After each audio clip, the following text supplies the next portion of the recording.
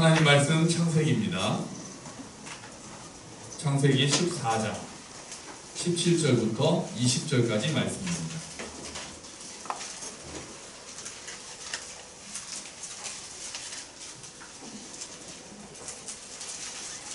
창세기 14장 17절부터 20절까지 말씀이요. 읽는 거는 조금 이따가 읽겠습니다. 일단 찾아만 놓으세요. 14장 17절부터 20절까지요. 할렐루야! 아멘. 아멘. 어제 우리가 하나님의 어떤 이름을 보았는지 기억하십니까? 어제 엘로이. 자, 네, 엘로이였습니다. 엘로이. 그래서 엘로이의 뜻이 뭐였습니까? 보고 계시는 하나님. 보고 계신 하나님. 우리가 일단 기억해야 돼요. 이게 나중에 헷갈립니다. 하나님의 이름이 여러 개가 나와서 오늘 것만 들어도 바로 헷갈리실 텐데 일단은 오늘 기억하십시오. 어제 것이었습니다. 엘로이, 보고 계신 하나님. 하나님이 우리의 아픔을 보고 계시고 하나님이 우리의 눈물을 보고 계시고 하나님의 우리의 답답한 상황도 다 보고 계신다는 말씀을 우리가 어제 같이 나눴어요. 자, 오늘 우리가 붙잡을 하나님의 이름은 이겁니다. 엘 엘리온. 따라하시죠. 엘 엘리온. 자, 이건 어떤 의미냐면요, 지극히 높으신 하나님이란 뜻입니다. 엘 엘리온, 지극히 높으신 하나님. 다시요. 엘 엘리온이 뭐라고요? 지극히 높으신 하나님. 아멘. 자, 이 이름이 처음 등장한 곳이 오늘 우리가 보는 창세기 14장 말씀인데요. 멜기세덱이 아브라함을 축복하는 장면에서 나옵니다. 배경을 살펴보면 아브라함이 당시에 살고 있던 가나안 지방에 세계대전이 일어납니다. 한쪽에는 네 나라의 왕이 연합을 하고 한쪽에는 다섯 나라의 왕이 연합을 해서 연합군하고 연합동맹군하고 이렇게 싸우는 진짜 우리 세계대전 같은 일이 일어나는 거예요. 그래서 막 전투를 자기들끼리 하고 사실 아브라함은 거기에 별로 상관이 없었습니다. 그런데 아브라함이 상관이 생기는 일이 생겨버리죠. 뭐였냐면은 그 중에 왕들이 소돔을 침략을 해가지고 아브라함의 조카 롯을 사로잡고 롯의 모든 재물까지 다 탈취해서 간 사건이 일어나거든요. 그래서 어떤 사람이 와서 아브라함에게 그 사실을 알립니다. 아브라함이 그때까지는 그들이 전쟁하는 걸 별로 관여하고 싶은 마음이 없었습니다. 그런데 자기 조카가 잡혀갔다면 얘기가 달라지는 거죠. 내가 사랑하는 조카가 사로잡혀갔다. 그리고 재물을 다 뺏겼다. 이 얘기를 들으니까 아브라함이 그때 또 자기 집에서 훈련시키던 종들이 있었던 거예요. 318명을 데리고 아브라함이 전쟁을 나섭니다. 대단하죠? 지금 나라들이 동맹해서 싸우는데 개인 사병을 데리고 지금 출전하는 거예요. 그런데 어떻게 그런 지혜까지 있었는지 그냥 밤중에 그 진지를 바로 급습을 해가지고 롯을 구해냅니다. 그리고 사로잡혔던 모든 것들, 재물까지 다 빼앗고 그 사람들 그냥 완전히 다 도망가 버린 거예요. 그리고 나서 돌아오죠. 그랬더니 롯의 그 임금인 셈이죠. 롯이 살던 소돔의 왕과 또 지극히 높으신 하나님의 제사장이라는 이름이 붙어있는 정체불명의 제사장 멜기세덱이 아브라함을 맞이하러 나타납니다. 아브라함을 맞이하러 나타나서 그때 멜기세덱이 한 말이 엘 엘리온, 지극히 높으신 하나님이라는 뜻이거든요. 오늘 우리가 그 말씀을 한번 보죠. 멜기세덱의 축복입니다. 자, 17절부터요. 14장 17절부터 20절까지 말씀이니까요. 한번 같이 읽어볼까요? 아브라함이 그 놀라운 맹과 그와 함께한 왕들을 쳐부수고 돌아올 때 소돔 왕이 사회 골짜기 곧 왕의 골짜기로 나와 그를 영접하였고 살렘 왕 멜기세덱이 떡과 포도주를 가지고 나왔으니 그는 지극히 높으신 하나님의 제사장이었더라. 그가 아브라함에게 축복하여 이르되 천지의 주제이시오 지극히 높으신 하나님이여 아브라함에게 복을 주옵소서. 너희 대적을 내 손에 붙이신 지극히 높으신 하나님을 찬송할지로다 하매 아브라함이 그 얻은 것에서 10분의 1을 멜기세덱에게 주었더라. 아멘. 멜기세덱이 와서 딱 아브라함을 축복하는 거예요. 근데 아브라함은 이때 굉장히 아주 흥분되어 있는 상태겠죠. 전쟁을 이기고 나서. 그럼 어쩌면은 조금 교만해졌을지도 모르겠어요. 자기가 기른 그 사병들을 데리고 가서 그 왕들을 격파하고 조카를 구해왔으니까요. 근데 거기서 멜기세덱의 그 말이 딱 나오는 거예요. 지극히 높으신 하나님, 천지의 주제이시오 지극히 높으신 하나님. 복을 주시옵소서.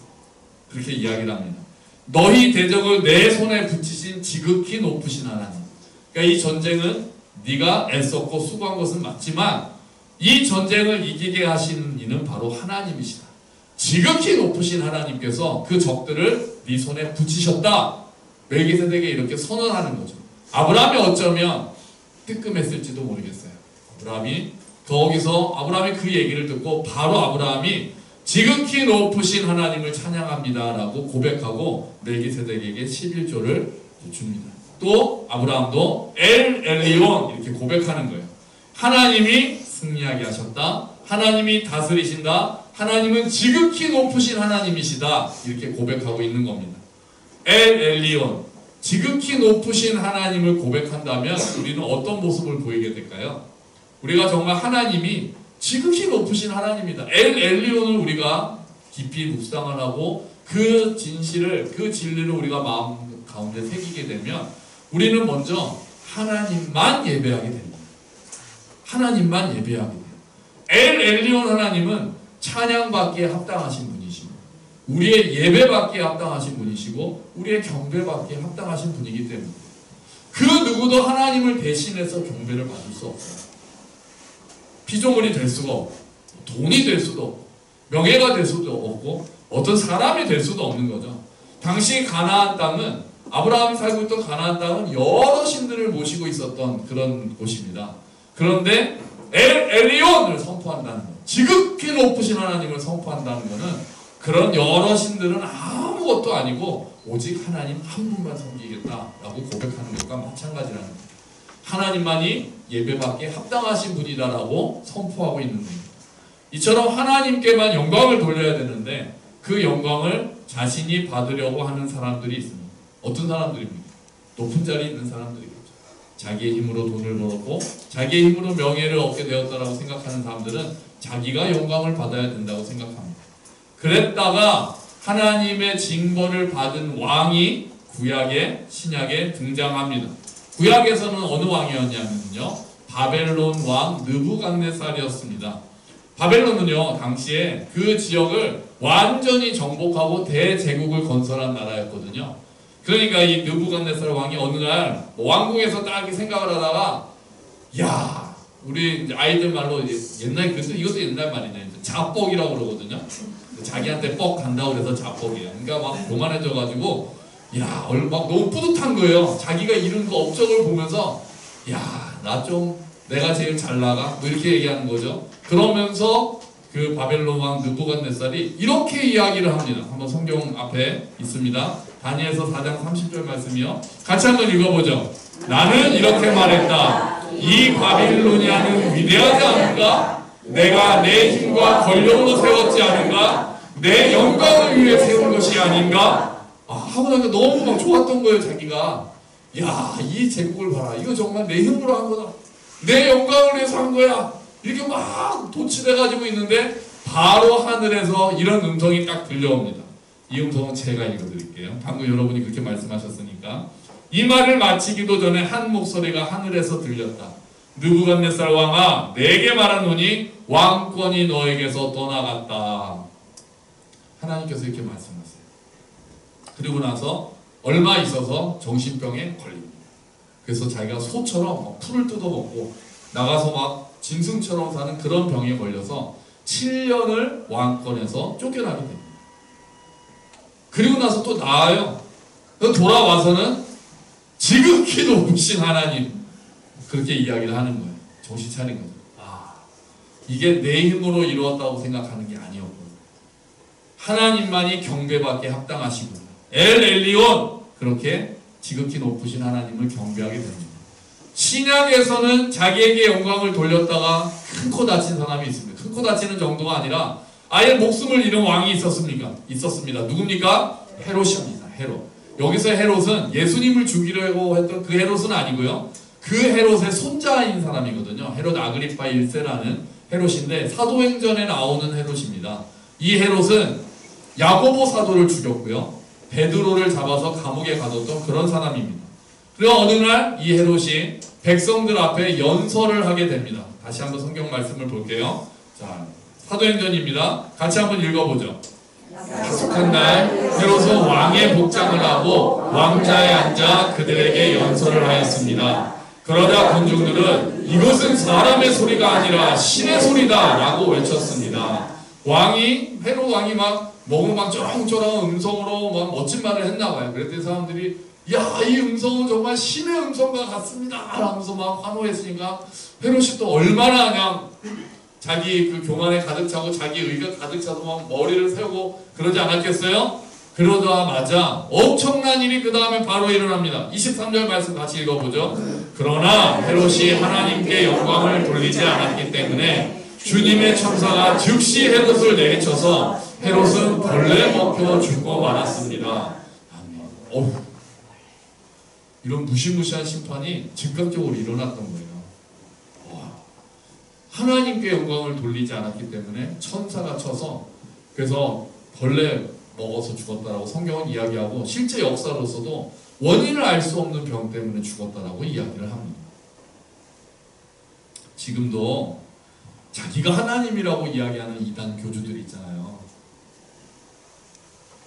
아주 무서운 죄를 짓고 있는 겁니다.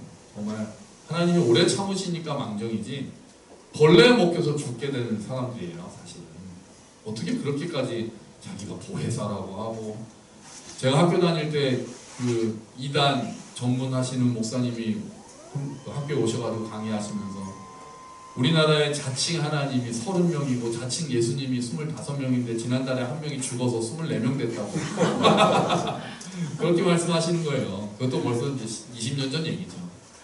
아주 무서운 일입니다. 자기가 하나님이라고 대놓고 이야기하지는 않지만 또 이단은 아니지만 은근히 왕노릇을 하려고 하는 목사들, 그들도 굉장히 무서운 죄를 짓고 있는 겁니다. 또 목사가 아니더라도 그 누구도 내가 왕이 되어서 살고 있는 사람들은 하나님 앞에서 다시 한번 엎드려야 됩니다. 우리는요 우리의 왕관을 벗어서 주님 발 앞에 내려놔야 될 줄로 믿습니다. 내가 뭔가를 잘했어도 내가 뭔가를 또 이뤄냈어도 이 모든 것이 하나님의 은혜다라고 고백하고 내 왕관을 벗어서 누가 나에게 왕관을 씌워줘도 그 왕관을 벗어서 주님 발 앞에 내려놓고 주님께서 하셨습니다라고 인정해야 되는 거죠. 그 앞에 우리는 무릎 꿇어야 되는 사람들입니다. 자, 내가 영광 받으면 안 된다는 지극히 높으신 하나님 엘리온을 믿는다면 내가 영광 받아서는 안 된다는 것도 우리가 생각해야 되지만 뒤집어서 하나님 말고 다른 것을 경배해서도 안 된다는 것을 이야기합니다. 우리는 하나님께만 무릎 꿇습니다. 세상 다른 것에 무릎 꿇지 않는 거예요. 돈에 굴복하지 않습니다. 높은 사람에게 굴복하지 않습니다. 세상 권세를 할지라도 하나님께서 권세를 주셔서 세상을 다스리는 권세를 할지라도 그 권세가 하나님 뜻에 어긋난다면 우리는 하나님 뜻을 따르겠다라고 결심한 사람들이에요. 내가 사람에게 좋게 하랴 하나님께 좋게 하랴. 사도들이 그렇게 이야기합니다. 나는 하나님께 따르겠다. 여호수아가 이야기합니다. 너희가 다른 신을 섬길 건지 하나님만 섬길 건지 결정하라. 나와 내 온 집은 여호와만 섬기겠다. 여러분, 엘리온 지극히 높으신 하나님을 인정한다면 우리는 그 어떤 것에도 무릎 꿇지 않고 오직 하나님께만 무릎 꿇는 자들이 되는 겁니다. 엘리온 지극히 높으신 하나님만을 예배하는 저와 여러분이 되시기를 축원합니다. 아멘. 자, 또 엘리온 하나님, 지극히 높으신 하나님을 믿는다라는 것은요, 만물을 다스리는 하나님을 인정한다는 거예요. 만물을 다스리고 주관하시는 하나님. 여러분, 하나님께서 다스리신다는 거 믿으십니까? 아멘. 여러분, 하나님이 온 세상을 다스립니다. 아멘. 온 세상의 역사도 다스리십니다. 아멘. 여러분, 하나님께서 우리 교회를 다스리십니다. 아멘. 하나님께서 여러분의 가정을 다스리십니다. 아멘. 하나님께서 여러분의 인생을 다스리십니다. 아멘. 아멘.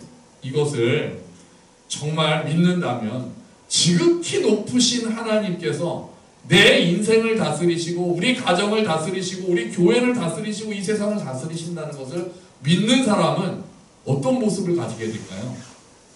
여유를 가지게 됩니다. 막 안달복달하지 않아요. 막 조급해가지고 그러지 않습니다. 우리는 생각지도 못한 일, 특히 안 좋은 일이 일어나면은 막 당황해합니다. 당연하죠. 당황하고 마음이 막 급해지고 이걸 어떻게 해결해야 될지 막 안달복달하고 그렇게 됩니다. 그런데 우리가 그때 엘 엘리오, 지극히 높으신 하나님, 하나님이 나를 다스리시지, 하나님이 이 상황을 다스리시지, 그 엘 엘리온 하나님을 의지한다면 우리가 모든 일에 대해서 조금 더 한 발짝 떨어져서 모든 것을 다스리시는 하나님, 엘 엘리온 하나님을 붙잡을 때 여유를 가질 수 있게 되는 거죠. 마음을 가라앉히고 여유를 회복할 수가 있게 되는 겁니다. 어떤 목사님은 교회 문제 때문에 막 골머리를 앓다가 이렇게 엘 엘리온 하나님을 딱 생각한다면 그랬다는 거예요. 몰라, 이게 내 건가? 하나님 건데 알아서 하시겠지 그랬대요. 그랬더니 마음이 평안해지더래요. 좋은 건지 나쁜 건지는 잘 모르겠습니다만, 그래도 엘 엘리온 하나님을 믿는다면 하나님이 우리 인생의 주인이시라는 걸 믿습니다. 하나님이 지금 이곳을 다스리고 계신다는 것을 믿는다면 우리는 한 발짝 떨어져서 숨을 쉴 수 있는 거예요. 막 조급하게 숨이 턱까지 차가지고 이거 해결 안 되면 죽을 것 같은 그때에도 하나님이 다스리시지, 엘 엘리오, 우리가 그렇게 고백한다면 우리는 숨을 쉴 수가 있게 되는 겁니다. 그럼 우리 인생도 하나님 것입니다. 아멘. 그래서 엘 엘리온 하나님을 의지하는 사람들은요, 성품이 온유해지기 시작합니다. 왜요? 여유가 있으니까요. 온유해지는 거예요. 하나님이 다스리고 계시다는 것을 믿으니까 뭐를 하나를 움켜잡으려고 아등바등 안달복달하면서 그거 움켜잡지 않으면 내가 죽을 것처럼 살지 않거든요. 내가 다 볼 수 없는 그림을 하나님께서는 그리고 계신다는 것을 믿기 때문에 그래요.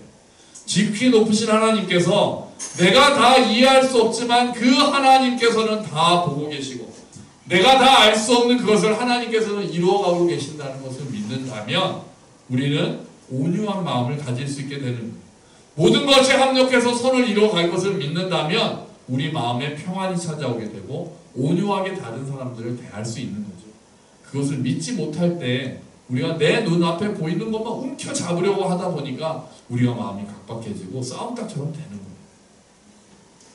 형들에게 팔려서 이집트에서 노예로 살고 죄수로 고생했던 요셉이 형들을 어떻게 해서 용서할 수 있었습니까? 그 안에 쓴뿌리가 가득했을 거 아니에요.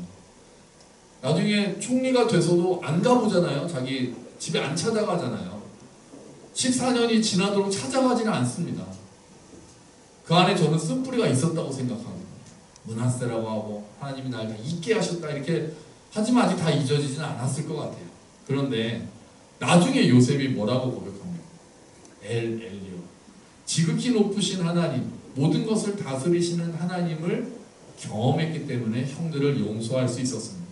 총리가 된 요셉 앞에서 벌벌 떨고 있는 형들에게 요셉은 이렇게 이야기합니다. 창세기 45장 말씀이요. 같이 한번 볼까요? 하나님이 큰 구원으로 당신들의 생명을 보존하고 당신들의 후손을 세상에 두시려고 나를 당신들보다 먼저 보내셨나니 그런즉 나를 이리로 보내니는 당신들이 아니요 하나님이시라. 아멘. 나를 이리로 보내니가, 나를 이집트로 보내니가 형님들이 아니라 하나님이십니다. 이렇게 고백하는 거예요. 그게 맞습니까? 사실은 안 맞죠. 형들이 보낸 게 맞죠. 하지만 지금 요셉은 무슨 이야기를 하는 거예요? 형들이 보낸 게 맞지만, 형들은 악을 행했지만 그것조차도 하나님의 주권과 다스림 아래 일어난 일입니다 라고 고백하고 있는 거예요. 그걸 깨달았을 때 하나님께서 그 악조차 선으로 바꾸셔서 나를 이곳에 오게 하셔서 이스라엘을 구원하도록 준비하게 하셨구나라는 사실을 깨닫고 나니까 형들을 용서할 마음이 생겼다는 거예요. 여러분, 우리들에게도 이 믿음이 깊게 자리 잡기를 축원합니다.